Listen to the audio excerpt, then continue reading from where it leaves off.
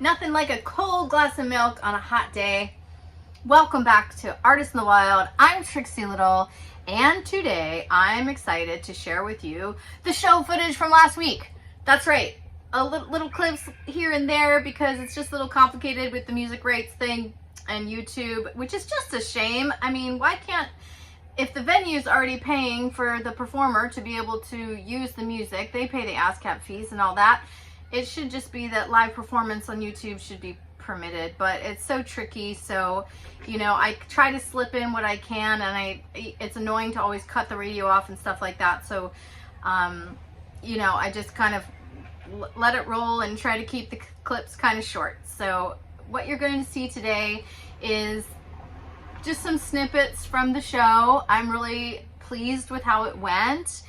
You know, in this day and age, it just feels like everybody's so used to like this polished, like I'm not on social media. I haven't been on it for years, you know, but I used to, and I used to be really good at it, and all the filters and all the stuff and like the fancy editing and all the graphics and all the stuff. And like, I kind of got out of it when it got really crazy. Like, I got out of social media before Canva was really super big. So, you know, I just really don't like that stuff. I've been unfollowing lots of people on YouTube who use too much AI, just even in their thumbnails and stuff. I just hate it. And, you know, I am, I guess, just planting my flag in the real world. I'm only on 2 platforms, as y'all know, just Substack and YouTube. So, you know, I'm just doing long form and just praying that other people are going to start joining me in the real world for shows and stuff, because I'm just trying to do little local small things where it's much more regional to try to get people out, and it's not as you know, the whole world doesn't need to know about everything, and sometimes it's better if they don't. And especially in my case, you know, as an artist, because your ideas get lifted all the time, and I know we're all in one big soup, and you know, there's nothing original under the sun, and I know all that, but I do live my life in a certain way in order to be a channel for creativity. Like, it comes through me, and I just, you know, I do have to maintain myself in a certain way to be so creative. It is like a zone that you get into, you know, you have to be relaxed for one thing to be creative. That's the first thing, you know, and then to be playful and to be funny. It's like, you know, you really do have to kind of let your guard down and be vulnerable. These are just like the things that I love about live performance, really. So, you know, in order to capture that on video, it's really tricky. I really am not a fan of just static footage of a live performance like you're going to see. It's sort of just out of necessity. It is how I direct myself, and how I like to, you know, it's the only way to share really what happened.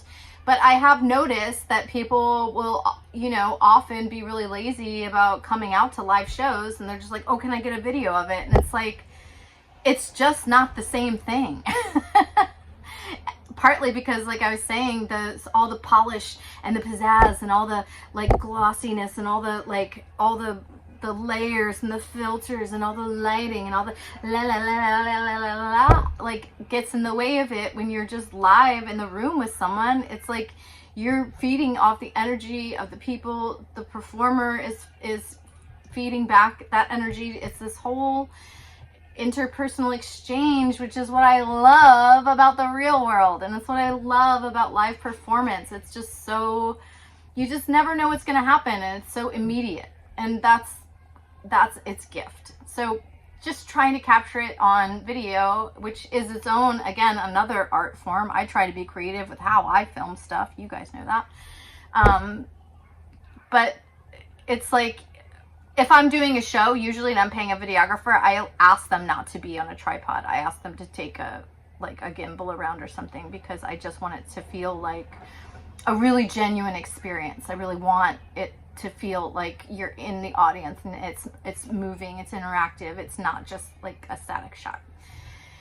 So these are some of the limitations just with trying to even capture live footage. And then also, you know, it's risky to me always to be putting stuff out there that's not totally finished. It's like sometimes it takes many years to refine a show, And then if I don't get many chances to perform it, you know, who knows how long it takes. You know, it's that putting it up in front of an audience, and that's the massaging of it into a shape where you get the timing of the jokes right. And a lot of times timing with jokes has to do with just giving the audience a chance to laugh and not stepping on their laughter, because you don't want them to stop laughing.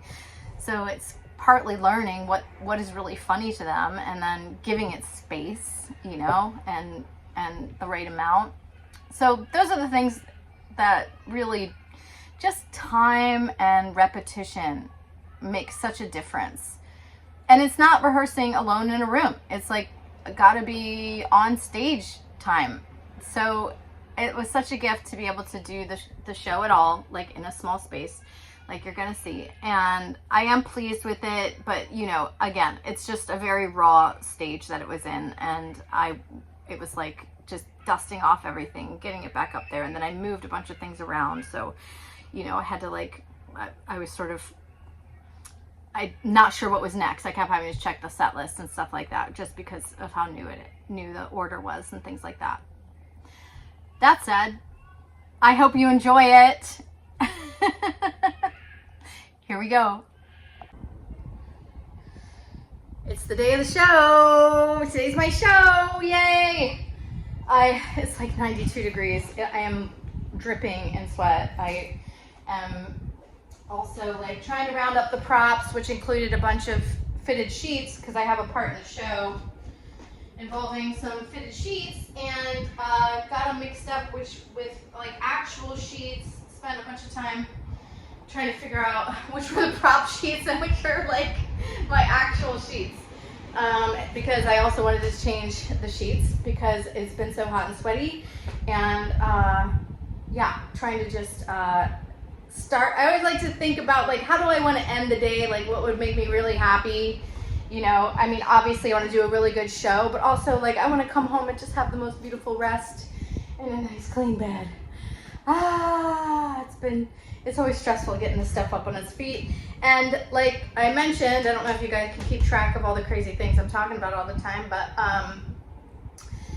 this show that I'm doing in the neighborhood is exciting because A, it's a bar that I love, that I've gone to for 30 years, and B, it's in the neighborhood, it's close by, and C, I've been looking for a nearby venue that I don't have to drive to because I don't have wheels out here. My truck is back in Northern California. So having something in the neighborhood that's close by where I can just do little shows and workshop my stuff, you know, in a small neighborhood, little local way is exactly what I've been needing. And I spent a year here, you know, a little while, like, what was it, 2024, when I started working on this abandoned house of my friends. And yeah, that whole year, like I couldn't convince a venue to just give me a date, which is funny. I don't think I did Ask 1919, partly because it's kind of like, if you're familiar with like New York Railroad style apartments, it's kind of like the stage is in the middle room, you know, so it's like the bands face the wall, and I was always like, that's so weird, I don't know, my stuff is visual, that just wouldn't work, you know, but then I was like, oh yeah, why don't I just try to see how it works to switch it. So that's what we're doing today. And anyway, so that's exciting because the local venue thing is great. But then also I have a week until I start the 4-weekend run at the Pennsylvania Renaissance Fair. So this is great because I can work it out, work out the kinks, get everything fresh again, and decide if I want to make any more changes before going into the real one where I'm getting paid and all that. So this is good. It's just so hot. So I'm making my bed. I'm about to shower and shave and figure out my hair. It's hard to curl it when it's so humid out here. It dries much better like on the West Coast. It's just drier, the humidity. Oh, but we'll see what happens with the old hair. I think I'm not gonna wear a wig though because it's so hot and whatever, and plus I just did my hair, so it's like, it should look cute, sort of. I hope. Anyway, have all this hair, gotta use it, right? So that's the update. That's where we're at. I'll keep you posted.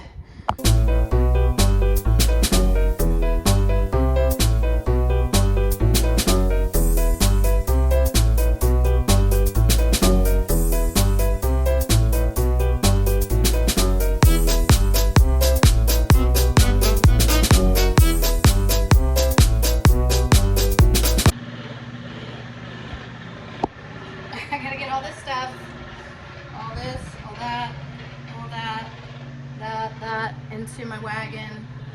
It's hot as anything, and I got this big old fan on.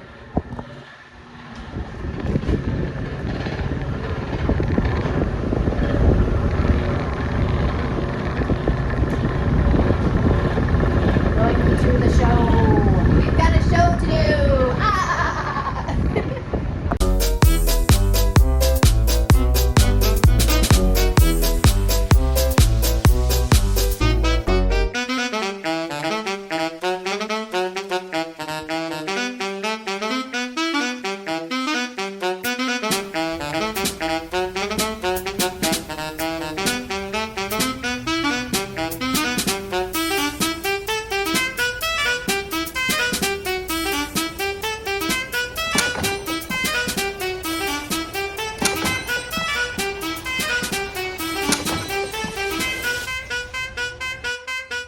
So this wagon I have had for so long. Back when I lived here ages ago, I refurbished this like really vintage old wagon, like just stripped it down to the frame, and me and my ex-husband, he built it, I painted it and designed it, and it was really designed to bring our pet rabbit to the farmer's market, Bun, and it had like a little like roof on the back for her little litter box, and she would sit in the back there, and it was so hard to get through the market because everyone wanted to say hi to her because she was so cute. But the wagon sat here at this friend's house for, you know, I don't know, years. Like when I moved to New York, I left a bunch of stuff here in the house. So then I kind of stripped it down again and worked on it so that I could drag it around to do big bubbles out around the neighborhood. And I put on like this wooden handle. I just used like this little piece of railing that was around because I couldn't find the handle for it anymore. And then, yeah, it just completely busted as I was trying to schlep the whole thing out the door. And of course I should have like moved the wagon outside and then packed it out there, but I was so worried about like forgetting something. I really wanted to just see that everything was going in like with my own eyes, like, and not make a billion trips. But of course that was a mistake.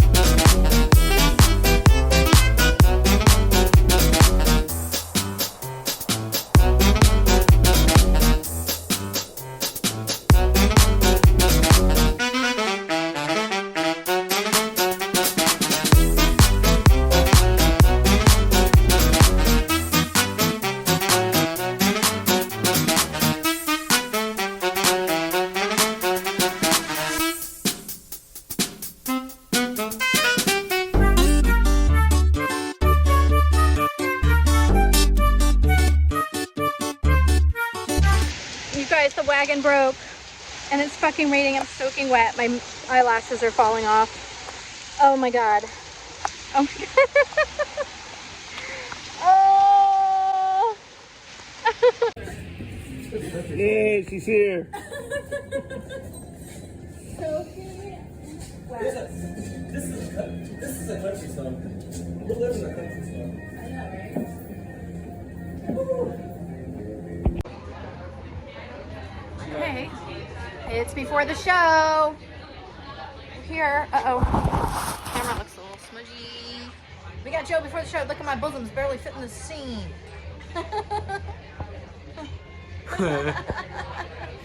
How you feeling, Joe? I'm good. I'm getting into character. Excellent. I'm looking forward to this. I'm getting a little nervous. It's exciting. Yeah, let's fail spectacularly if we're gonna fail at all. Got the audience filling in. They're filling in. People are here. This is good. This is good. No, it's probably just not for something. Yeah, my girlfriend, she knows the owner here, Trixie or Trixie.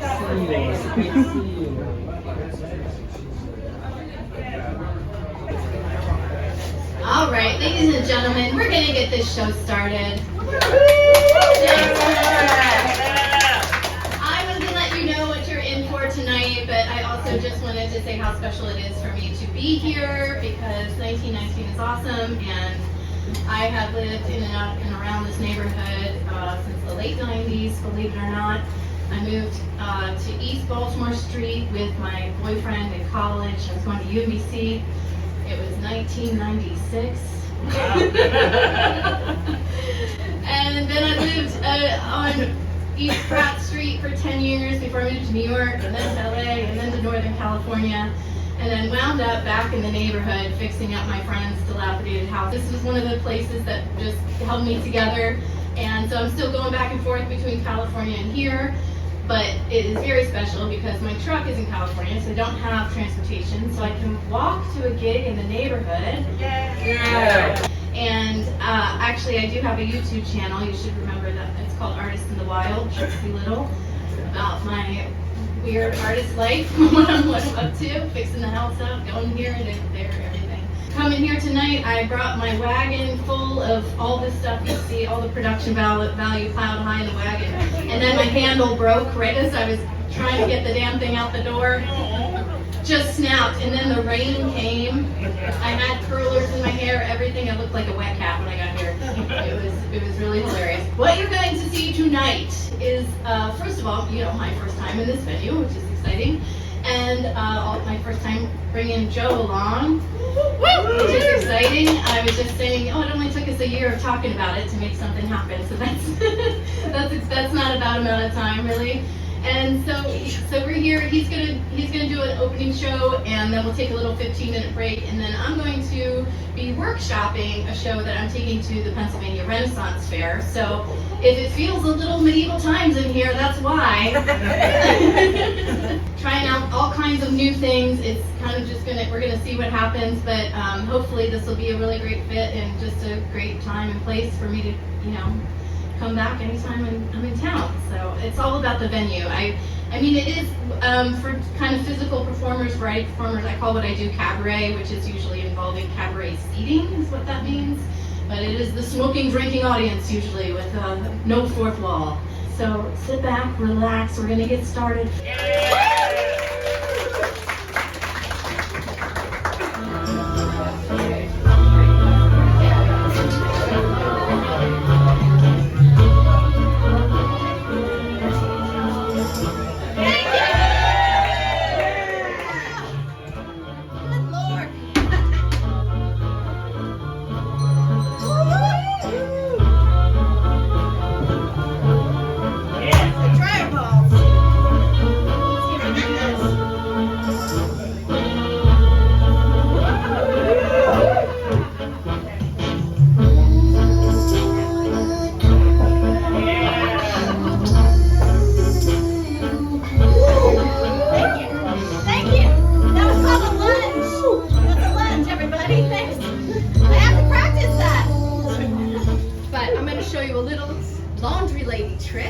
When this inevitably happens all the time. And so I call this doing magic. It goes like this.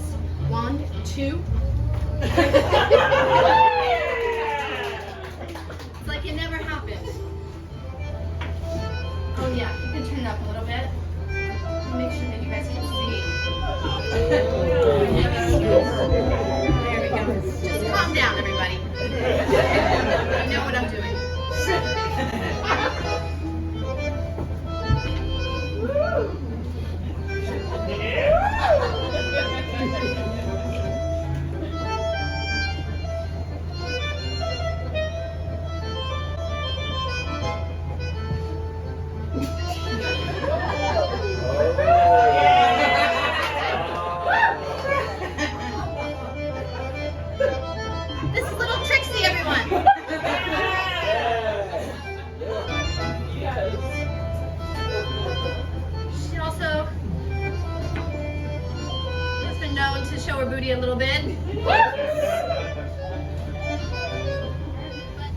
It's going to be a fitted sheet folding contest. Yes. All right, so let's give them a countdown, please, if we can. 3, 2,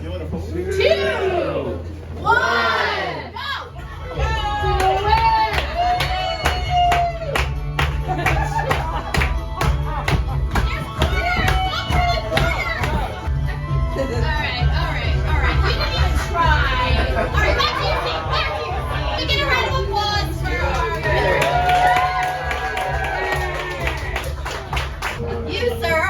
Yourself a prize pickle. Now, would you like me to give it to you with my hands or with my feet? Oh. Yeah. Your feet. I mean, that's okay. That's right. Get it. Get it.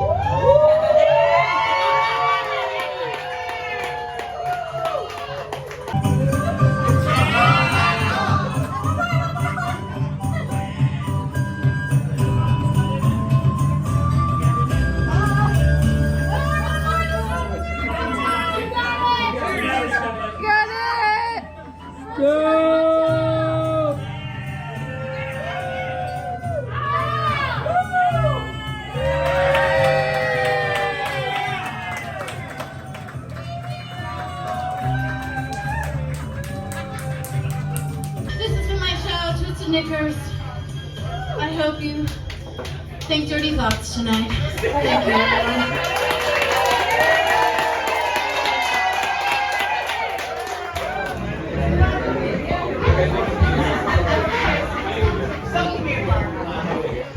It was a good one. We did it.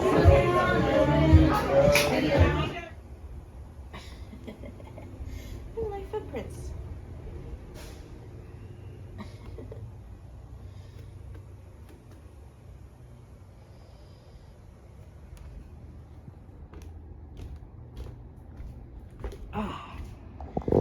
Well, it happened. It was really good. I stayed out late. The thing with the wagon was like the hardest part of the whole thing, which is good. Sometimes I'm superstitious if like a show is just all easy breezy. I don't know, it's weird. And I hope I don't, you know, psych myself out like that. But the wagon thing, I don't know. It's like I showed up just like a drowned rat and really soaked head to toe. And just had to put my costume on.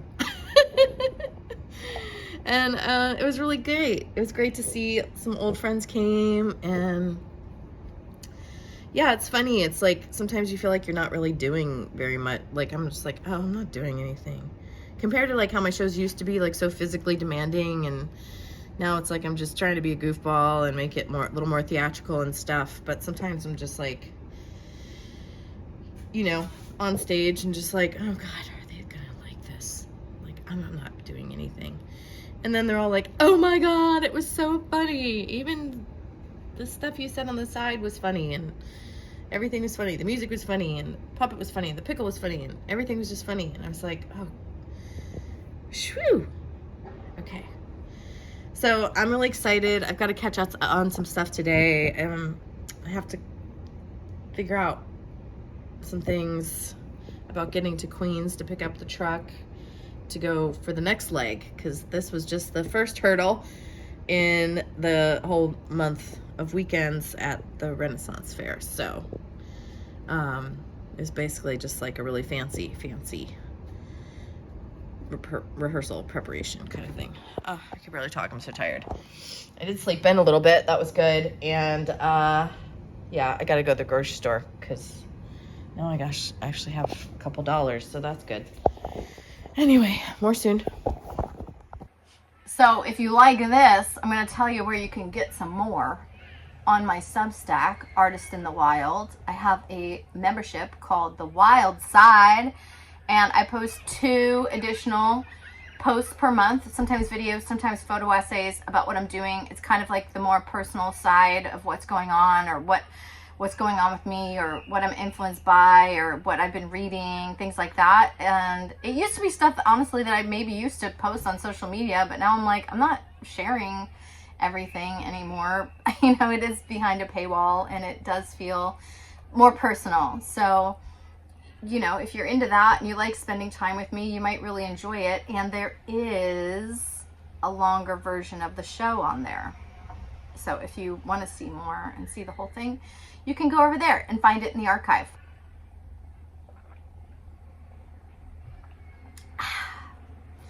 Thank you so much for watching. It's so great to be here with you. I hope you're having a great summer. I mean, it's just been blazing hot here and so humid, thick as soup outside, I swear. It's a little more reasonable now. The humidity has kind of subsided after a storm that happened day before yesterday. It has just been rainy, hot, swampy, like nothing's drying off, so thick and sweaty. It's so, you know, perfect Maryland summer, really.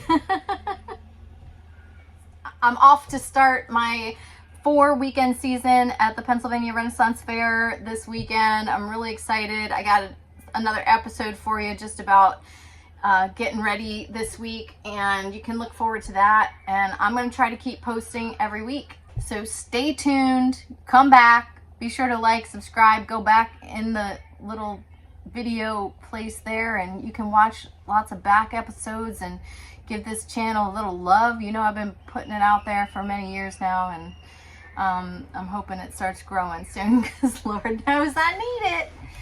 All right, y'all, keep it real out there. This is Trixie Little, Artist in the Wild, signing off. Ow!